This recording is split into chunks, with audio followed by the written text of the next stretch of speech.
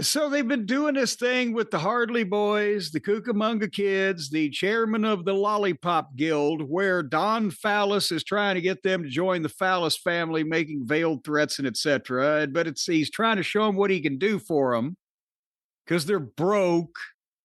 They've lost all their money in this believable real life storylines. And so he gives them a big intro on the screen and they walk out into the arena and there's loud music and silent fans when they come out to the ring.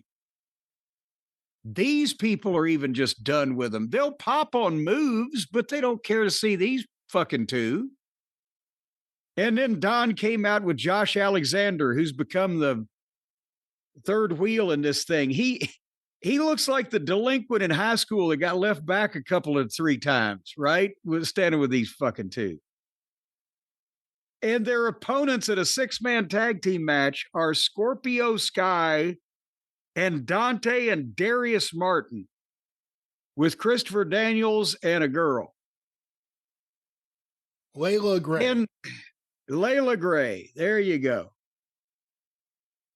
So they could have saved money and shot this on the trampoline in their backyard and not even had to come and do this. But after about 10 minutes, the 3 heels got one of the baby faces in the ring and just triple teamed him over and over while that fucking piece of shit Rick Knox just stood there dumbfounded, mouth agape, and watched him. And after they hit him with several things, then Alexander got an ankle lock on him and made him tap out, and the referee allowed it with all of the other 3 heels in the ring, keeping the baby faces out. So it's not cheating if the referee sees every bit of it. And these baby faces, all, whether they're job guy baby faces or top guy baby faces, they all are just beaten flat with no fucking. Anyway, comments on the match before we do the afterbirth? Anything, Brian? No, a typical Young Bucks match. Rick Knox is the referee, as in most Young Bucks matches. They told a great story about how Top Flight first got into AEW because of the Young Bucks. Top Flight haven't won a match since then, I don't think. It was just ridiculous seeing this babyface team who you knew were about to lose come out, and they had like multiple managers, and they didn't even have anything to do. They're babyface managers. Dante is the one with the he's the bouncy fellow over on that side of the yes, street. I think he's the big jumper. And Darius, his brother, has gotten to be a little butterball, hasn't he?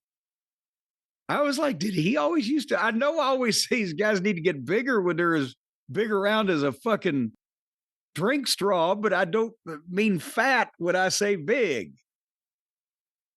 But nevertheless, so they do this match, boom, and then the baby faces slink out in defeat. And we've seen Scorpio Sky for another year, I guess. And then Rocky Romero and Fat Ass Davis and a miscellaneous masked Mexican come to the ring.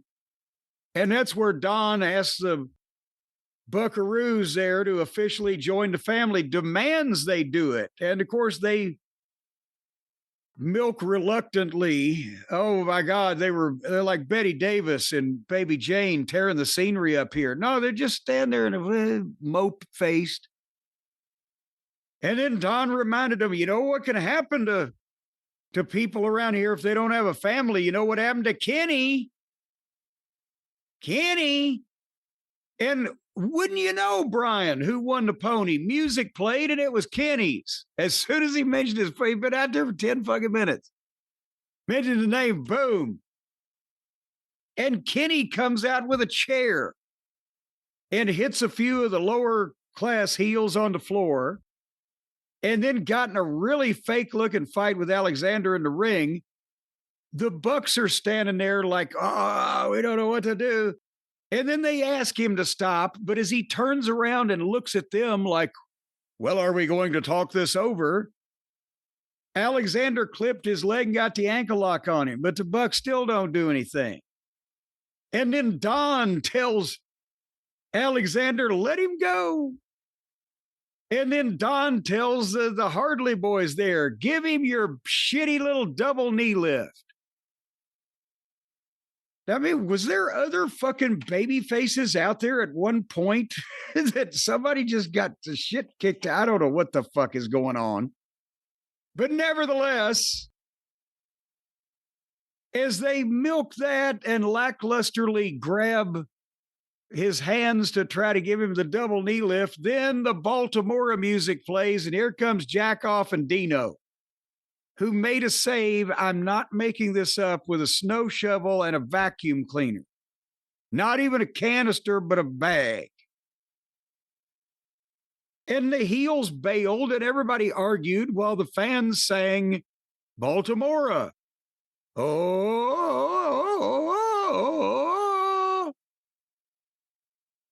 With Kenny,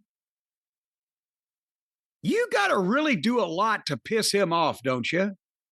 To really end a friendship, you've got to go to extreme lengths. How many people have we seen over the last year and a half or 2 years or whatever, since he's had his injuries, health issues, time off?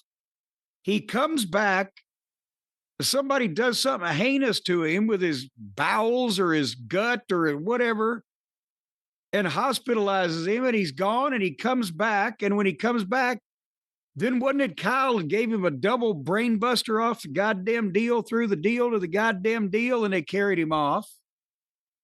And then he comes back, and the Bucks originally, didn't they hit him with a baseball bat or something? He never comes back and just comes out and says, I have gotten over getting the shit kicked out of me by so-and-so, and I have come back to get even. He just always stands out and looks at the same people that sent him to the hospital last time. And so why is he asking the Bucks if they want to be friends again when they try to disembowel him? Or why is he goddamn involving himself in this when he ought to be one to kill Don for Don's people hospitalizing him and nearly ending his career one of the many times it's happened? What is going on here? You know, this goes back to one of the problems from the beginning of AEW, when the Young Bucks and Omega were certainly a lot hotter with their fans than they are today. They were hot because those fans like those kind of matches. Whenever they tried to do an angle or a storyline, whether it was on their own YouTube show or everything they've done on Dynamite, it's amateur, childish acting, the thought process that clearly goes behind all these things. And again, it's not just this. The Bucks, for now weeks, standing there looking confused while Don Callis says, you're going to be part of my family. This has been going on forever, and they just can't pull it off. They don't make it seem interesting. But this was the Adam Page's drunk and hanging out with the Dark Order shit. This is the Young Bucks couldn't be friends with him because of that. It's all of this drama and bad acting that specifically has been applied to the Young Bucks, who were supposed to be the big thing with AEW. And they've never just had like a great feud. You could say the FTR matches, but again, you're talking matches. The FTR Young Bucks feud is non-existent. There's no great feud. If you like the matches, they're great matches.